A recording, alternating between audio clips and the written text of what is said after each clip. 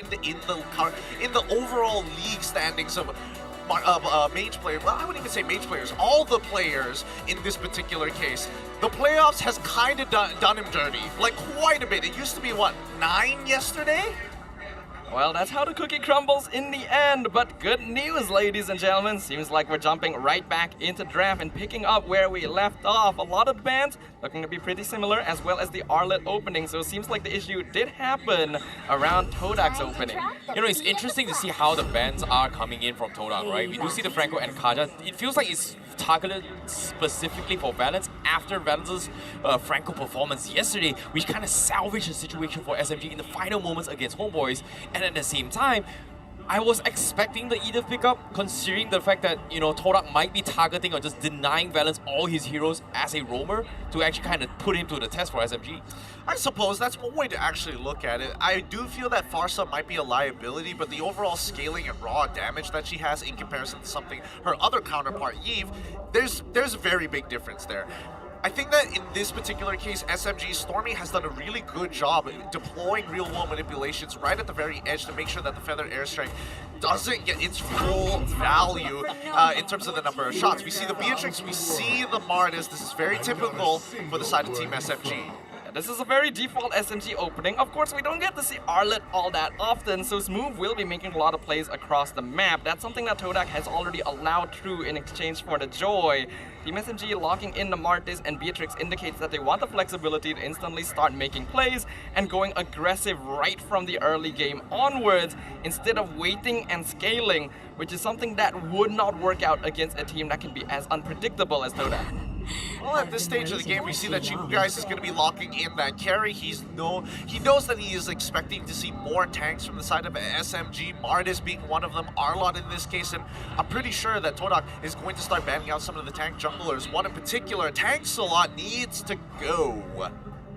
Getting rid of the tanks a lot here, yeah, makes a lot of sense in this case, but I do feel like the hero pool is still pretty wide open overall.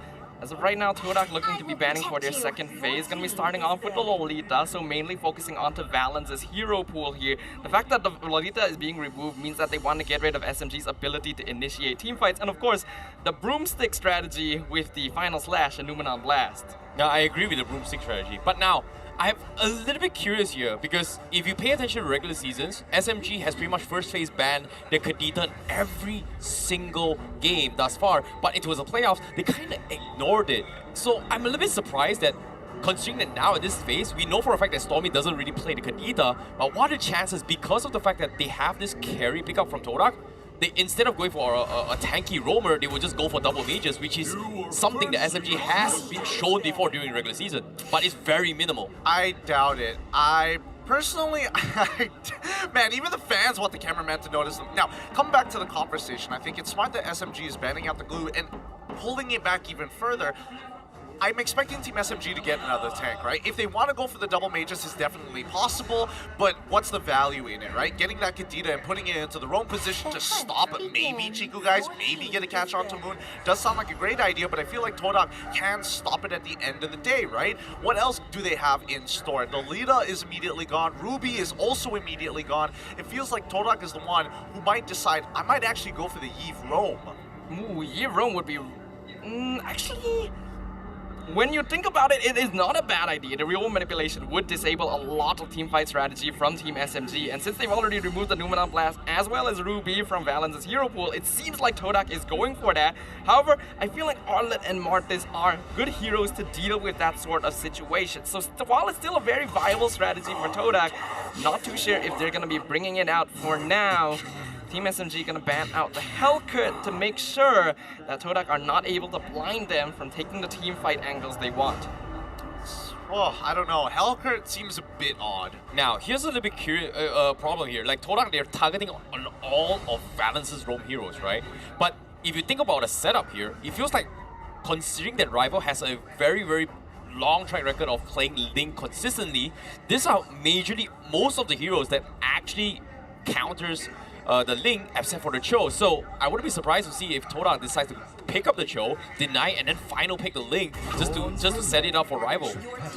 I Oh, guess. not happening apparently. Nah. Yeah, I don't see it happening because Lancelot is still available for the side of Todak, and they need a jungler, right? Unless they want to go a little crazy, throw Joy into the jungle, then it might be a different story. SMG, on the other hand, I think it's pretty straightforward what they want to do with their composition.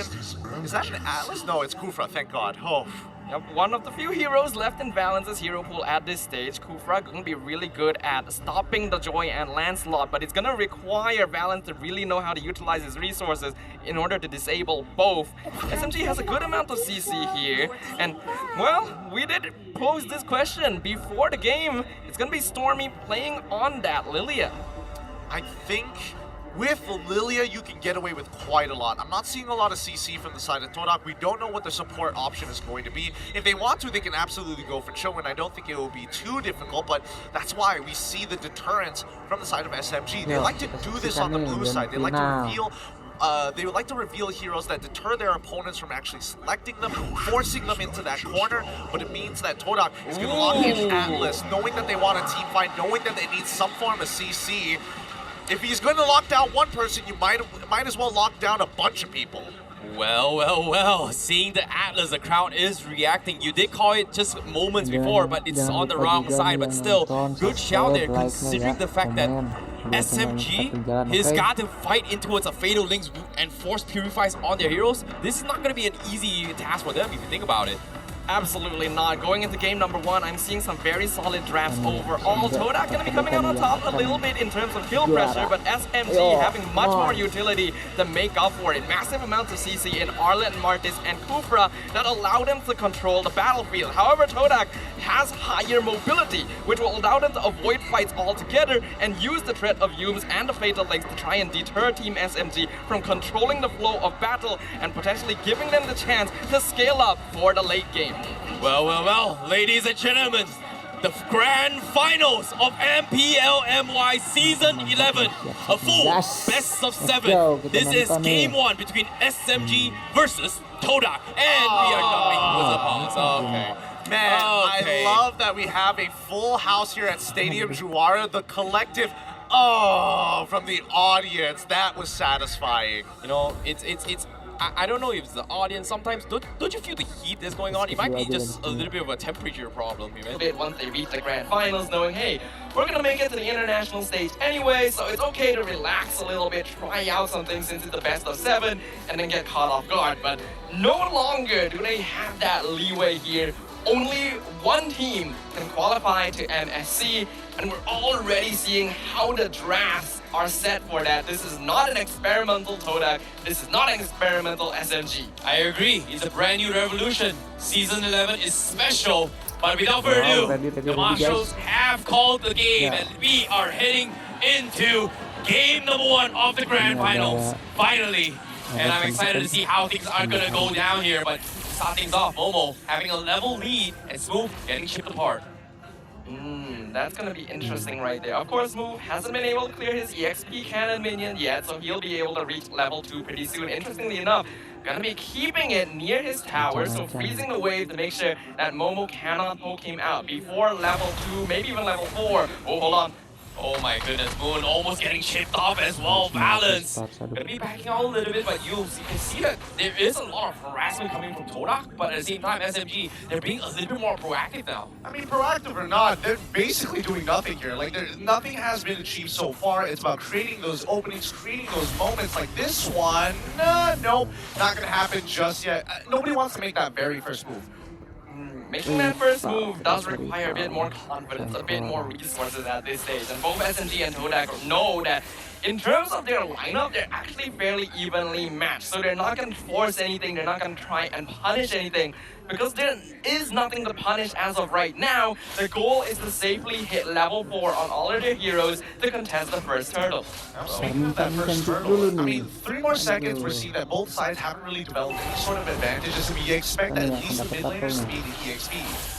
Now you can see Smooth already starting things to actually harass and zone out Rival. Rival dropping down to his half HP. Might be in the threshold fall. Wants to back out of it. Meanwhile, the rest of Toda, but he will actually die to this, and Smooth actually goes in for the dive. And now that's going to be Turtle secured for Team SMG. Top side as well. Sasa versus Chifu guys. Dropping a single. He flickers forward. Sasa will outplay him from the bush. Flickers down and takes him out. And I was about to say that's why Smooth is our regular season MVP, and Sasa once again, it's understandable why people want him to be part of the dream team.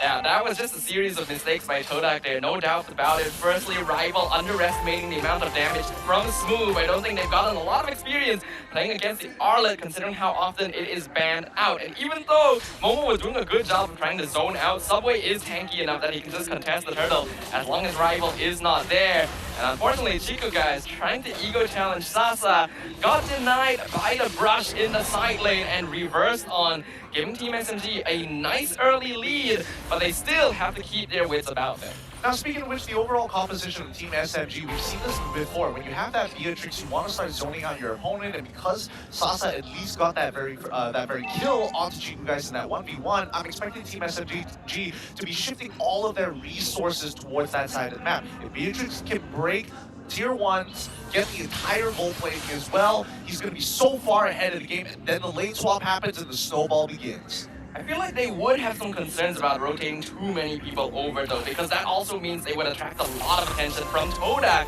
to try and punish Sasa as well. And preferably, they want to achieve a balance of giving Sasa some funneling while also making sure not to draw too much attention to their late game carry. They're not going to dive Smooth here, right? He's playing Arla. His flicker's about to come up in about 12 seconds or so. I don't think this is very likely, but Todak postured for it in case he makes that mistake. Top side balance, he is gonna go make a dive as well. The Tyrant Ring comes in, Yumes will be able to flicker out of there, and Todak, they will successfully disengage. But at the same time, 3 more seconds left for the turtle. Now this turtle going to be an important one right here. Todak ideally wants to grab it, even up their goal lane lead, but they already lost the first exchange. Looks like they're still gonna force it though. Yeah, Momo now gonna be zoning off SMG in the back line. Turtle dropping down to the 2 final bar. Yumes in the front line gonna be blocking Tyrant Rage. Uses the fatal ring to cancel him up, but Subway still steals the turtle, and Rival is needs to back out, and Smooth gives chase, but does not have enough charges to continue. So far, so good for Team SMG. The tempo is on par with Todak. They're just getting out in more situations. Todak attacking the EXP lane, Team SMG attacking the gold lane. They still get the turtle. They're still able to get at least a lot of pressure, but we're not seeing those big inmates. Like, why aren't we seeing Martis just immediately running into Todak's jungle to steal stuff away? A majority of that is because of the number of members still left, and I feel like Team SMG, they're playing extremely respectful of Todak's space. It's also because they have vetted airstrike and fatal links. I don't think you want to invade the jungle into a situation like that. And while Todak tried to contest the turtle, and they made a really smart play by shoving out the mid wave first, which meant that balance and Stormy came late. Hold on a second. Rival. Getting scouted out as well. He gets sniped up as well, and that's gonna push him back to actually reset this fight. He does not have those abilities to actually join this fight, where the rest of Todak is in the bottom lane. He's going for a fight, he pulled in balance, and he's gonna get focused down, while Sasa is gonna try and bait another fight, and Todak, they're looking to re-engage, but there's nothing they can do, and SMG will try and pick him apart as well. Yumes tries to base the fight, but misses the timing, and he will get picked off. That's trade 1-for-1. Bottom side is basically about to start falling down if Team SMG just allow Todak to dedicate their resources down here. Sasa, on the other hand, I would have liked to see him go a bit further, but now they jump on forward. I don't think this is going to be a full commitment, to be honest with you. I'm honestly surprised at how many resources Todak is trying to send down here, all things considered. They already are not going to be able to get the same ult engage as before, and Team SMG make a very smart disengagement to not force things, since they do see that the better airstrike will be threatening them at that stage. While it was a good idea to identify that, oh, Team SMG doesn't have a lot of resources down in the bottom lane, we can try and force something, and they get a free kill first, they have to realize their damage consistency is not quite there yet. Yumes, he gets a nice fatal link on the 2 as well with the Fred and Airstrike set things up. They get 2. Stormy tries to burst down move, but he doesn't have the cooldown to do so. Black Shoe keeps him alive for now, and Todak is going to try and give chase. They flicker forward, but Stormy is trying to trade off Moon, but he cannot do so, and it's going to be Todak that gives him off. But top side, SMG SMG, they realize that this is happening, tries to force something, but does not make it. Honestly, not too bad from Stormy. For the fact that that was 1v3, he was able to get quite a number of battle spells, trading his own in return, and at least Torak now swing back the gold in their favor. At least this is just a bit of momentum for them to go toe-to-toe with Team SMG for the next, what, 3-4 minutes? What we're basically just seeing is the value of Atlas as a hero, right? Yums was already picked off earlier. Team SMG probably had a subconscious thought, we don't have to worry about him too much, and then he immediately snaps off Fatal Link, and they do have the burst damage this time since Moon is in the area. And that is probably the fight they were aiming for initially, but weren't able to get. Well, better late than ever, though. I don't know. I think late might not necessarily be the game if they just want to keep playing against Torak like this. Oh, top side Swoop is going to be in trouble as well. He uses his final side, but he's got the sustain. He gets the kill. He turns the tide and Yums now dropping down low. And SMG, they're looking to re-engage, but it seems like it's not going to happen. It's a little bit too far off. And middle lane rival might get jumped on, but nope. Looks like they will back off for now. Calculate the kills. A very good outplay coming in from Smooth. At least he was able to get the kill onto Jiku guys, knowing that he doesn't have that flicker. And with that Hunter Strike, he's more of that threat. Now, this is the game plan all along for the side of Team SMG. They wanted to enable Sasa. They're going to do it from the mid lane. And if we pull up the item list, I think it's very clear that everybody's going for a standard build. But man, Smooth is just so far ahead. Radiant armor on top of everything else. Yeah, after all, he is our regular season MVP for a reason, but down here. Oh, Momo popping the electrifying beast, but it was a setup. The fatal link from Yums is going to pull Smooth back. They have been targeting the XP lane, and they finally got Smooth. Ooh, some bad habits from Team SMG here. I think Todak is starting to realize that something SMG tends to do is that when they have their minds committed to getting a kill, to starting a fight, they will stay until they get the fight or the kill. That thought for now. Balance. He's gonna try to make an attempt. The Tyrant's Rage comes in. They are gonna connect on Yums, but Yums, he will safely get down. And Feather Ezra comes in. Momo from the side with the electrifying beast will hunt down Sasa and Toda. Langars SMG. Things are not looking all too good for Team SMG right here. As we mentioned, Todak has insane amount of mobility. Oh my goodness, when you least expect it, they hit you. Chiku guys, they got the kill. Smooth now looking for a fight. Stormy looking to flicker forward. He gets caught out with the fatal links. Cannot continue the combo. Balance not going to be able to do too much. Smooth completely zoned out, and Todak is able to get kills after kills. And while this was all happening, Lancelot on the top side of the map was able to secure the Lord for themselves. Now Todak is really stealing away this game. What used to be a Team SMG lead now falling into the hands of Todak, and Todak doubling up their gold in less than a minute. The extra mobility from Todak is helping them out so much here. It's just allowing them so much freedom to decide how long they want to take these fights, when they want to engage, when they want to disengage. And Team SMG has this sort of desperation where they find someone, they think they can kill them, they're gonna follow up, they're gonna chase them down. And Todak just layers on their CC to catch out the members of Team SMG one by one, who are honestly using battle spells really unnecessarily here. I feel like Team SMG right now are the more proactive team. They are the ones trying to set the tempo against Todak. Unfortunately, the counter engage from Atlas, like you mentioned before, Staffa, has been quite annoying for the side of Team SMG. Now with the Lord coming in from the top side and Todak already shifting their focus on the mid lane to get an outer control here, SMG, they really have to try everything to actually defend against this, but it seems like it all comes down to balance. Where not can he get the play? Because it seems like Momo now going to be zoning out the back line. Balance focusing and trying to look for Chiku guys, but I don't think he has the angle. Yums now backing off, but Momo already baited out the Feather Ezra coming in from SMG. They're still trading off blows, but Stormy does not have the health to tank it, and Todak will pick them apart. Now, inhibitor already falling down, and SMG has no answer at all to Todak.